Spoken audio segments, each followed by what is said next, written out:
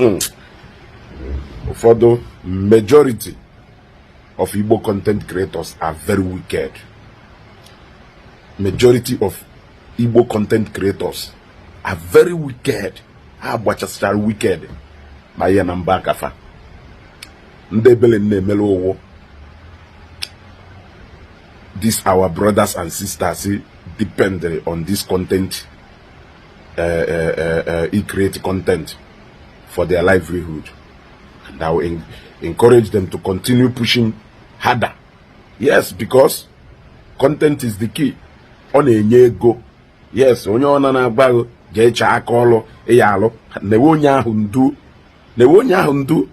They will later celebrate you like the way they are celebrating Sabinus today. Sabinus started just the same way.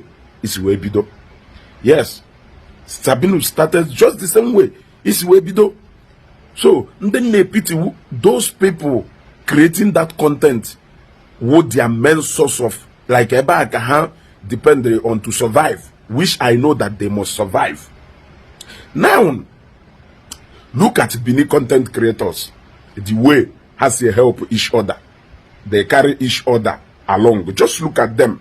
Just look at how successful Hanado measure somebody. Potaranajo, Keduka content creators known as Lagos and other places are prosper more than them on a southeast. Orodo TV and Gojo that question.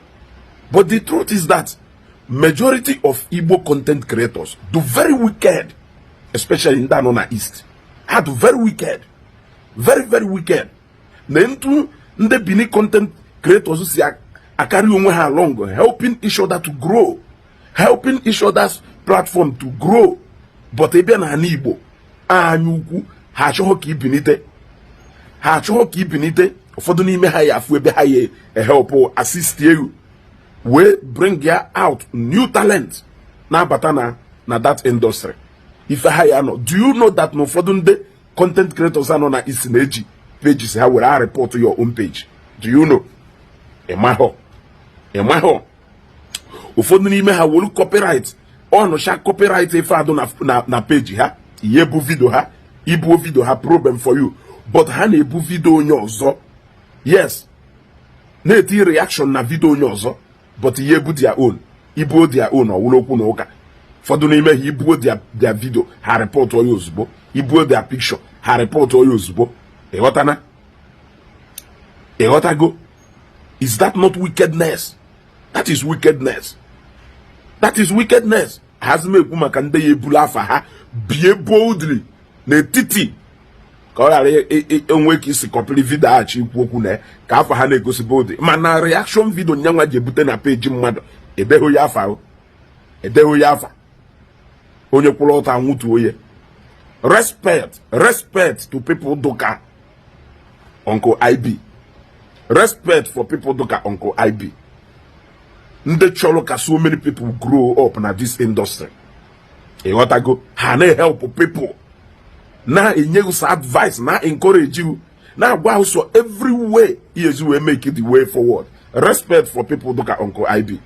That is why so many people respect him so much. I also give respect again to somebody doka Kelafaya. Apama. No worry. Yes. Apama is one of a kind. Just look at the way OCA grow up new guys from inside. Yes.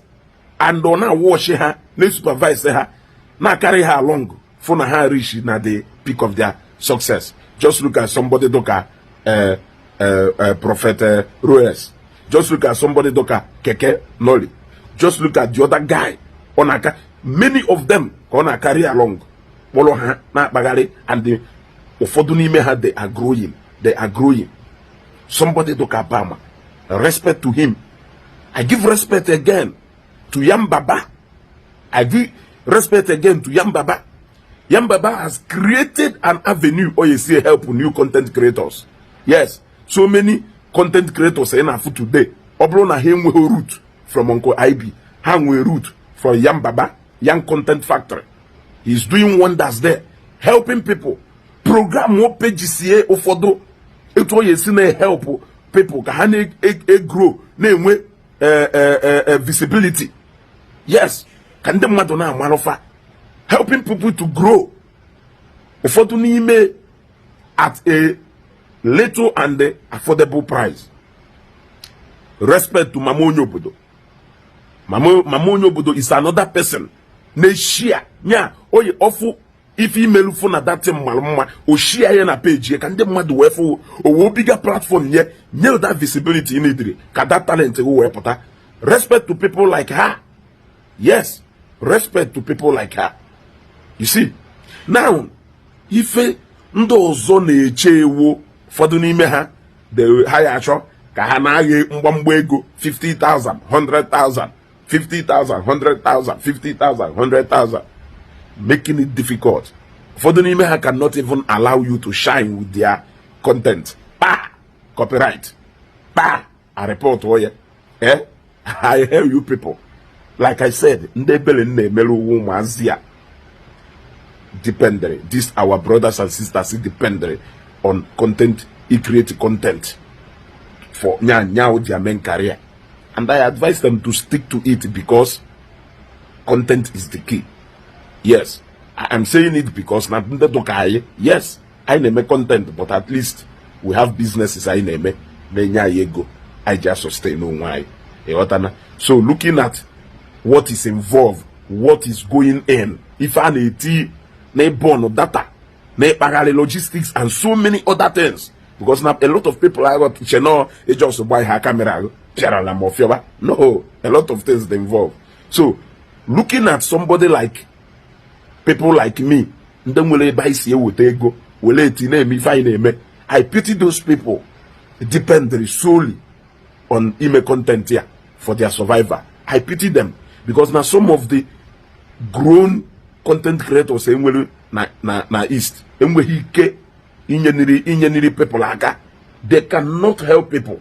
They want to go higher help people. Hadrodo accessible. Look at Orodo TV, Jola Jojo, if you battle other content creators from Benin and Lagos, you will not prosper. But you, if we na makani don't say any don't so nyana poor. Yes, that is the reason why people are not growing. Why can't you make yourself accessible and inspire the people after you? Teach people how to pass through that way. Respect again to somebody doka Zeus. Respect again to somebody doka Skibo. Yes. Respect to somebody doka Skibo. I respect them so much. These are the guys in the help other content creators, other people have that talent in you. They will help you to grow that talent. They will even use their platform to bring you to limelight. And they don't even make mouth about it. They don't make mouth about it.